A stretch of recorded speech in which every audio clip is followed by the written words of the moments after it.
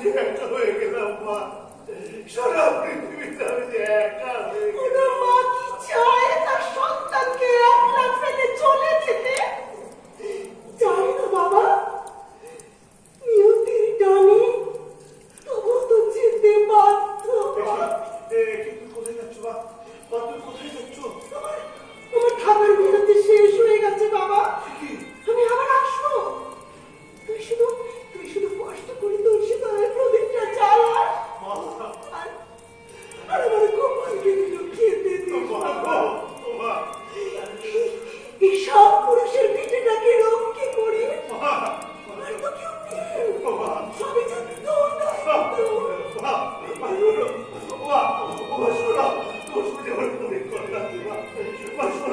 আমার তোমার কিন্তু জানা রাখতে শোনো, শোনো মা, মা গো, ও মা,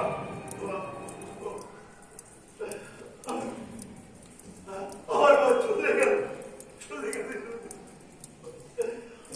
মা চলে গেল। শিল্পীর চোখে তো জল বাড়ায় না, মায়ের চোখে খুব কষ্ট তাই না?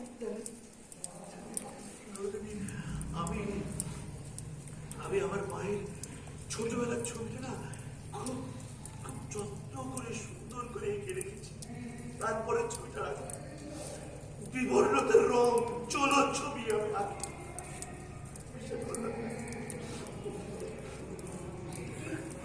আপনার মায়ের মতো সব মায়েরই তারপর কতগুলো দীর্ঘশ্বাস জীবনে চলার পথে। আমাদের বাড়ি একটু দূরেই ছিল শ্রাবন্তী নদী। আমি সেই নদীর পাড়ে পাহাড় বনে আমরা সবাই ছুটোছুটি করতাম আর নদীর ধারে বালু চলে খেলতাম। নদীতে মাছ ধরতাম, সাঁতার কাটতাম। গ্রীষ্মকালে নদীতে তখন হাঁটু জল, সেই জলে আমরা সবাই মিলে সাঁতার কাটতাম এবং হাঁটতাম। এবার বিয়ে দিয়ে গামছা দিয়ে মাছ ধরতাম আর গান গাইতাম। আমাদের ছোট নদী চলে আঁকে বাঁকে, বৈশাখ মাসে হাঁটু জল থাকে। তারপর নদীর পাড়ে দাঁড়িয়ে দাঁড়িয়ে ভরা শ্রাবণের জোয়ার জলের ঢেউ ছলাট ছলাট করে পাড়ে এসে আছাড় খেত। কত বংশী ভেসে যেত সারি সারি পাল তোলা নৌকা, আর সঙ্গে সুজন কাকার গান।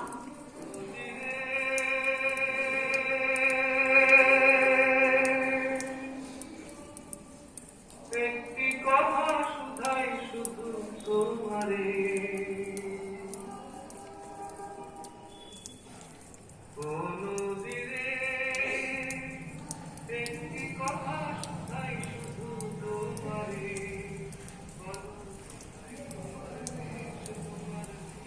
তারপর দেখতে দেখতে কখন যে বড় হয়ে গেলাম। গায়ে বসলো প্রজাপতি, হলুদে আমার চিঠি দিতে হলো আবার লাগে না। বসু পরিবারের বই খোলা বাবা।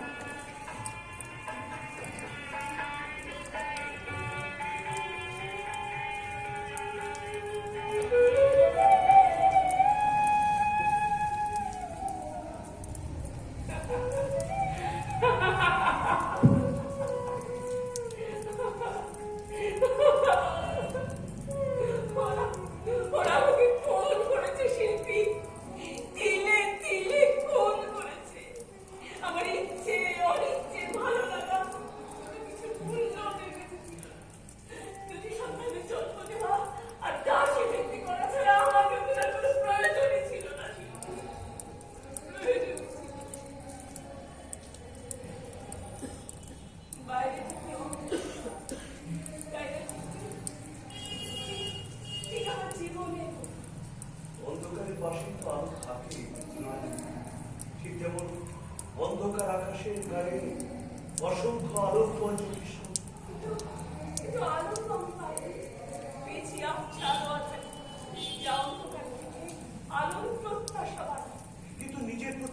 জীবনের জন্য কেন অধিকার খুঁজছিলেন? কেন জোর করে বলতে পারেননি আপনার কিছু প্রয়োজন আছে যা একান্ত নিজস্ব?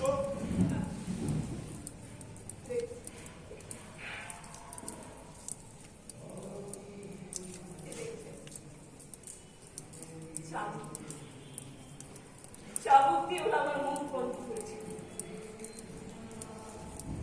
আমি গান খুব ভালোবাসি। সেদিন ছিল মাতৃ পূর্ণিমা। আমি দোতলার বারান্দায় বসে গান করেছি।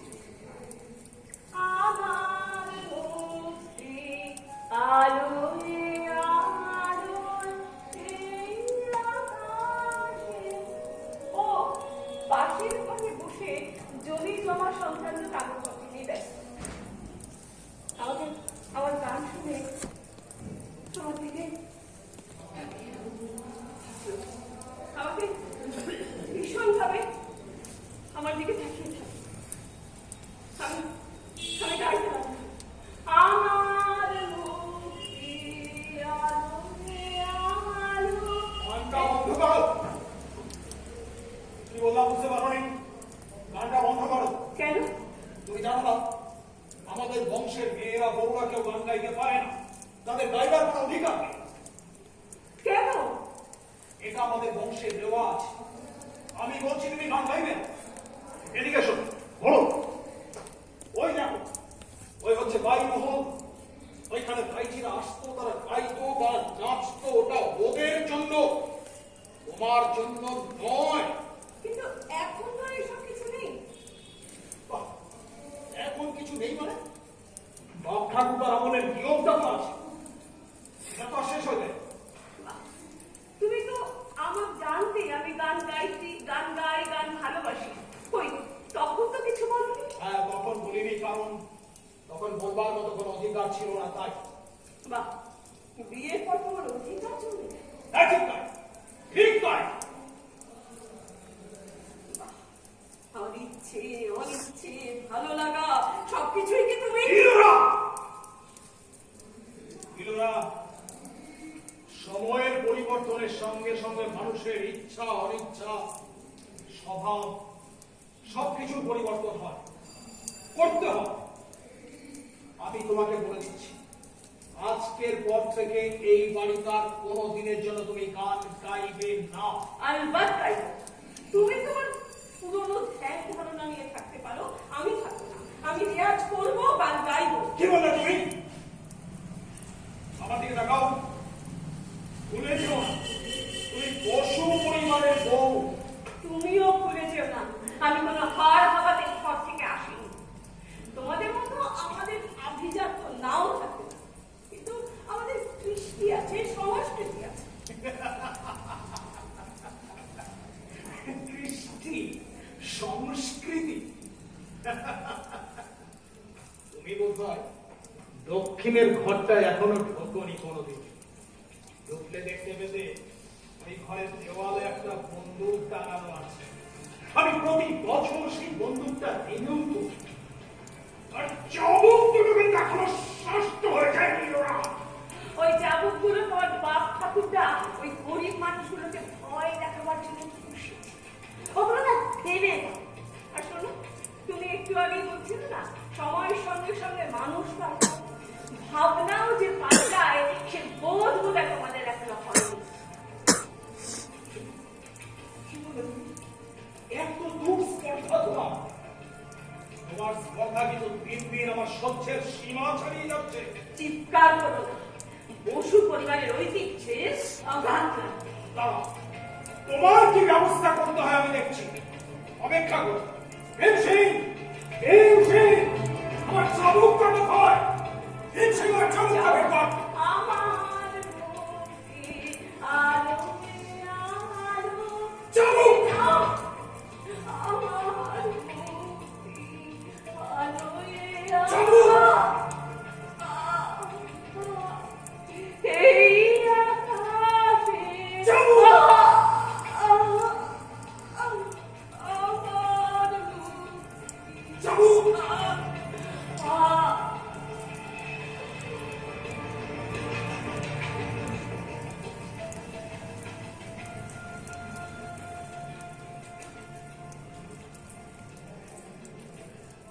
তারপর থেকে ওই চাবুক আমার মুখ বন্ধ করে দিয়েছিল।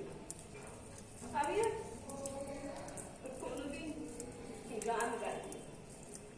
কি ভাবছেন শিল্পী? নতুন কিছু নয়, তাই তো? প্রত্যেকটা মেয়ের জীবনে এরকম একটু একটু হতেই পারে। আসলে ছোটবেলায় আমি দেখতাম আমার মায়ের জীবন যন্ত্রণার কষ্ট, দুঃখ, তখন ভাবতাম বড় হয়ে আমি সবকিছু পাই। কিন্তু এখন বড় হয়ে ভাবি ছোটরা যা পারে বড়রা তা পারে না। ছোটদের মতো করে ভাবতেও পারে না বড়রা। বড় কষ্ট হয়, জানি নিজেকে বড় অসহায় মনে হয়। কিছু করতে না পারার যন্ত্রণা আমাকে পুড়ে পুড়ে খায়।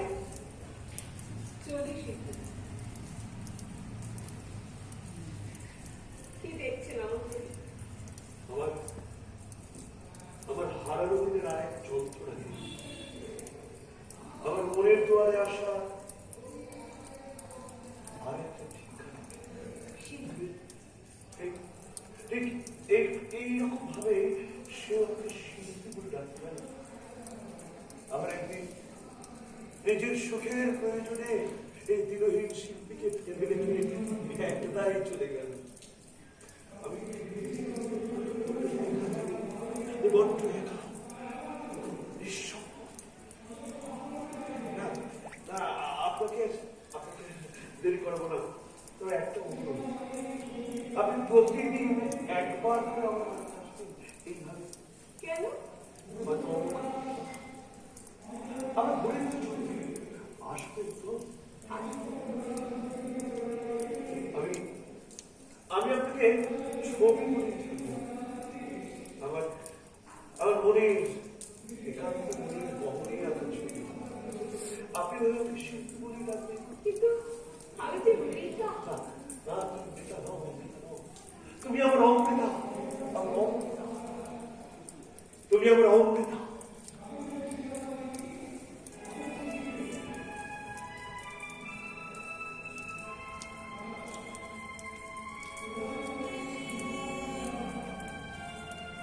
সে কোন সুদূরে ডাক দিয়েছ তুমি,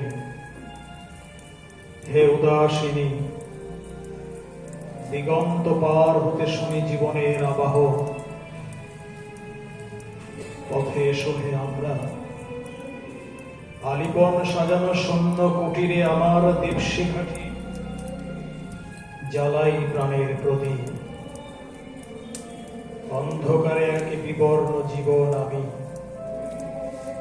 অমানিসায় দগ্ধ এক প্রাণ।